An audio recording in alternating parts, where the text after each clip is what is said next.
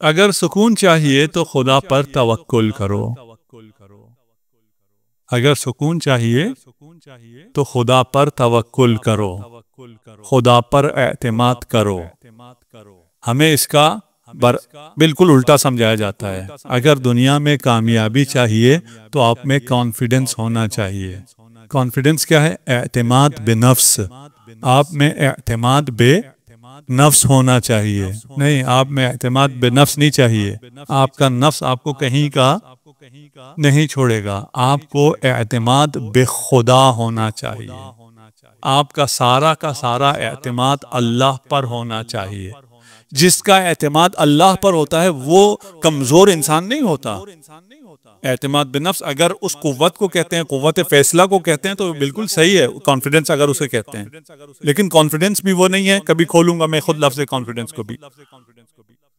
اللہ پر توکل. اللہ پہ توکل ہم کیوں سمجھا رہے ہیں؟ تاکہ ہم رضا بے قضاء رب کو سمجھ سکیں. اللہ پہ توکل کرنے کا کیا مطلب ہے؟ اگر میں گاڑی لے کے آیا ہوں، میں لاک کیے بغیر آ جاؤں کہ میں خدا پہ توکل کر رہا ہوں. پچھلے زمانے میں لوگ اونٹوں پہ آیا کرتے تھے، تو یہ مثال اونٹ کے ساتھ ہے. آج کل آپ گاڑیوں پہ آتے ہیں، موٹر سائیکل پہ آتے ہیں. آپ لاک کیے بغیر آ جائیں اور کہیں میں خدا پہ توکل کر رہا ہوں. صحیح ہے؟ صحیح نہیں ہے.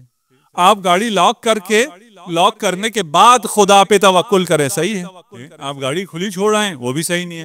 لاک کرنے کے بعد خدا پہ توکل کریں، وہ بھی صحیح نہیں ہے. بعد میں نہیں ہے توکل خدا پر. خدا پر توکل، خدا پہ اعتماد ہمیشہ ہے.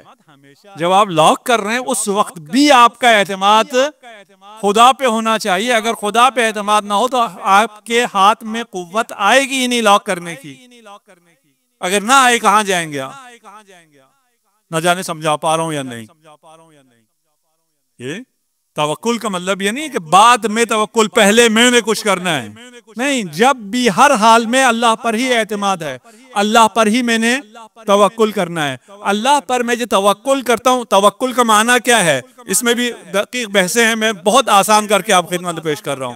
توکل کا مطلب یہ ہے کہ میں طالب خیر و صلاح ہوں. میں یہ خیر چاہتا ہوں کہ میری گاڑی گم نہ ہو.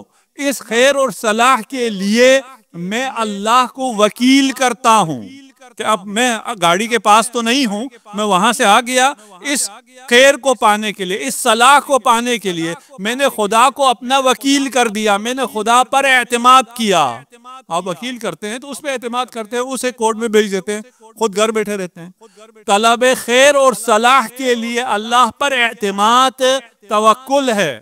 اور رضا بے رضا قضاء یہ رب کیا ہے کہ انسان اور جو شخص راضی ہے وہ اپنے ارادے کو فانی کر دے ارادے رب میں.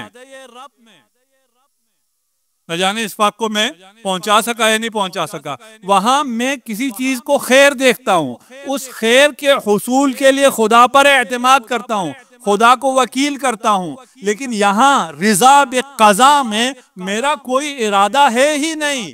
میں کوئی ارادہ نہیں کرتا. میں کہتا ہوں جو تیرا ارادہ وہی میرا ارادہ. میں اپنے ارادے کو ارادت اللہ میں فانی ہے. بہت عجیب مقام.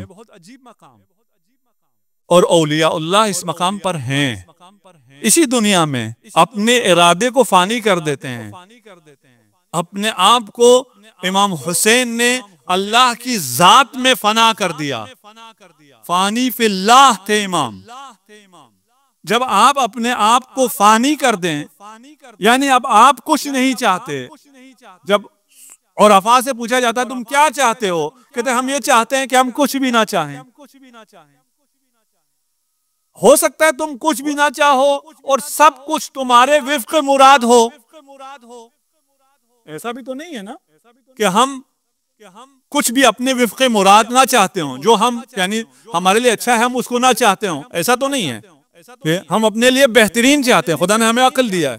اور ارادہ فانی کرنے کا مطلب یہ نہیں ہے کہ میں کچھ بھی ہو جاؤں، مجھے کوئی پرواہ نہیں ہے. نہیں، مجھے بہت پرواہ ہے. مجھے بہت پرواہ ہونے کے باوجود میں اپنا ارادہ کیوں فانی کر رہا ہوں؟ میں اس کے ارادے میں فانی کر رہا ہوں جو میرے حق میں بہت بہتر کرتا رہا ہے، کرتا رہے گا. جب میں خود کچھ نہیں کروں تو وہ میرے لیے بہت اچھا کرے گا. ایک وقت آئے گا ہم سب پر آئے گا. یہ بلڈنگ یہاں رہے گی, یہ گنبد یہاں ہوگی, یہ پودے بھی ان میں سے کچھ شاید ہوں, لیکن ہم میں سے ایک شخص بھی اس دنیا میں نہیں ہوگا. 50-100 سال کی بات ہے. 100 سال بعد یہاں جتنے ان میں سے کوئی بھی نہیں ہوگا. کہاں ہوں گے ہم؟ قبروں میں ہوں گے. قبر میں ہمارا ارادہ ہے؟ نہیں, ہمارا کوئی ارادہ ختم. یہاں جب تک اس زمین کے اوپر تھے ہمارا ارادہ تھا.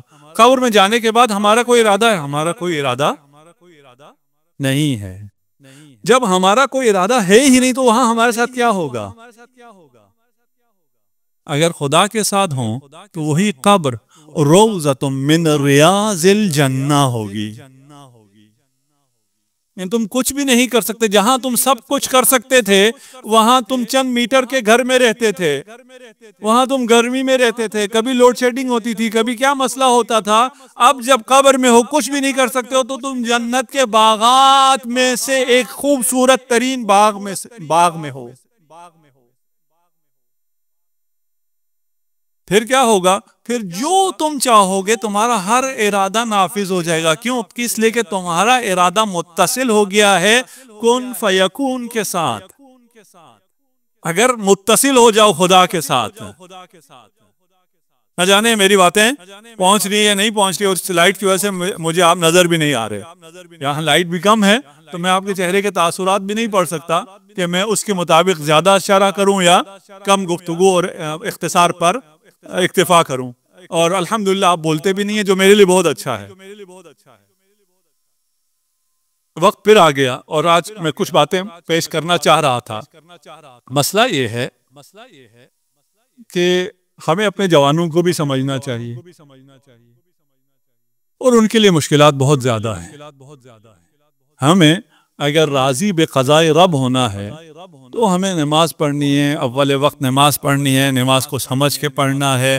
نماز کا مطلب یہ ہے کہ ان الصلاۃ تنہی عن الفحشاء والمنکر, فحشاء اور منکر سے بھی ہمیں دور رہنا ہے. لیکن آج کل کے اس معاشرے میں ایسا ممکن نہیں ہے.